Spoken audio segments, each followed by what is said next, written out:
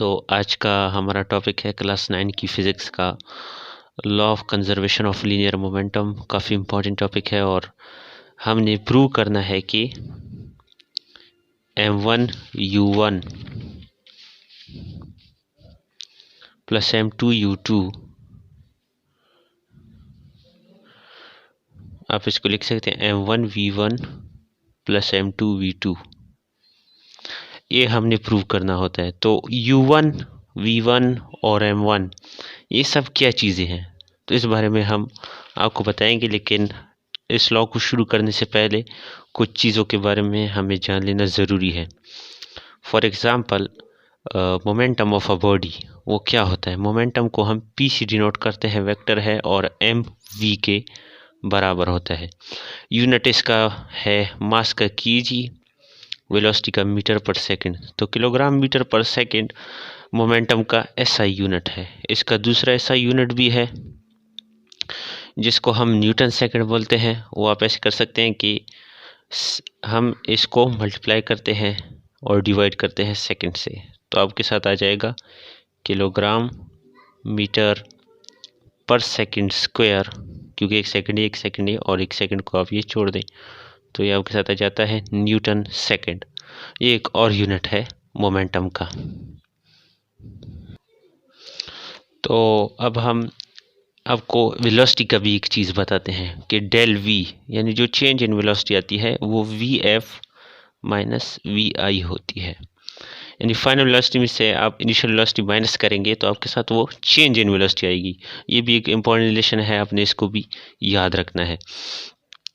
अब अगर हम इसको डेल टी पर डिवाइड करते हैं बोथ साइड, यानी del V by del T, यानी जो time rate of change of velocity आता है वो क्या होता है? तो V F minus V I upon del T आपके साथ ये आ जाएगा।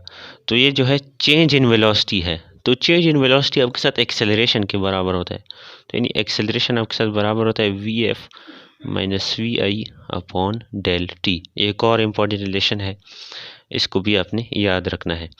अभी इम्पल्सिव फोर्स, इसको भी आपने याद रखना है, या फिर आप इसको कह सकते हैं कि मोमेंटम में जो चेंज आता है टाइम के रिस्पेक्ट से वो हमारे साथ एक फोर्स कहलाता है। यानी कि F is equal to del P over del T. इसको हम प्रूफ कैसे करेंगे, तो इसका प्रूफ मैं आपको लिख लेता हूँ यहाँ पर।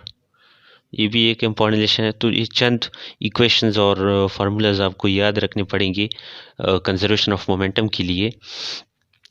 तो इसके प्रूफ में हम जाते हैं। हमें पता है कि F is equals to M A है, तो m वैसी ही a की वैल्यू हमारे साथ ये है, तो हम पुट करते हैं V F minus V I upon del T. m को मल्टीप्लाई करेंगे तो M V F minus M V I upon del T.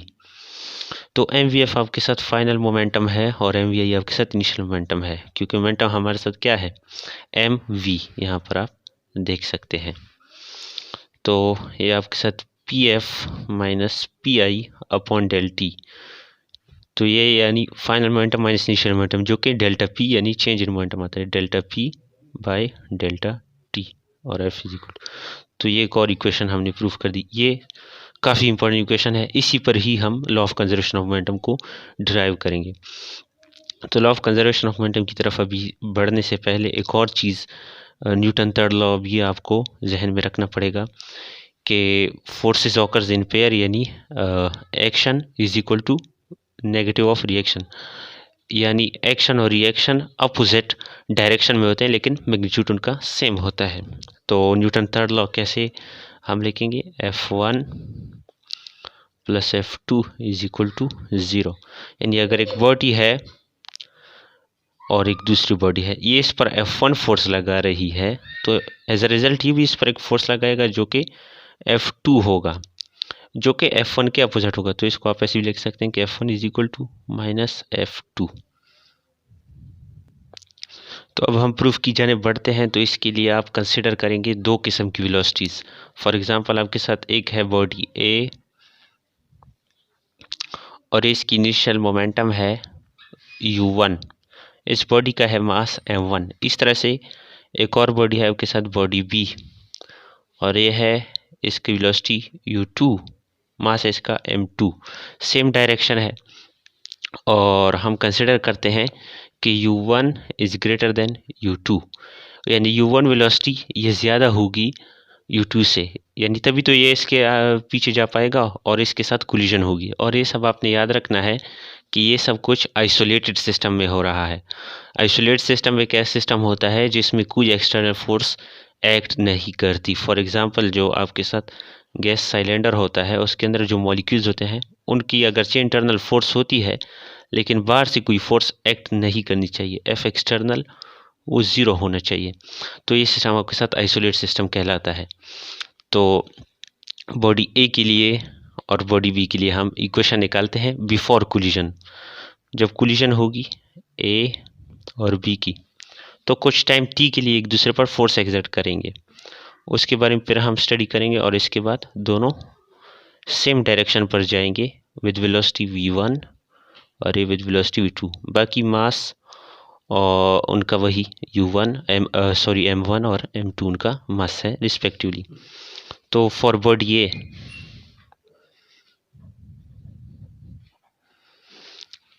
m1 u1 ये इनकी इनिशियल वेलोसिटी आ गई बॉडी ए की। बॉडी बी की इनिशियल वेलोसिटी क्या होगी m2 u2, इसकी initial velocity of body B आप कह सकते हैं। और ये बॉडी ए। अब बॉडी ए की फाइनल वेलोसिटी हम मालूम करते हैं, तो आपके साथ होगी फाइनल है v, वो है m1 v1, ये है फाइनल वेलोसिटी ऑफ बॉडी 1 और इसकी सिमिलरली बॉडी बी की m2 v2 final velocity of body B.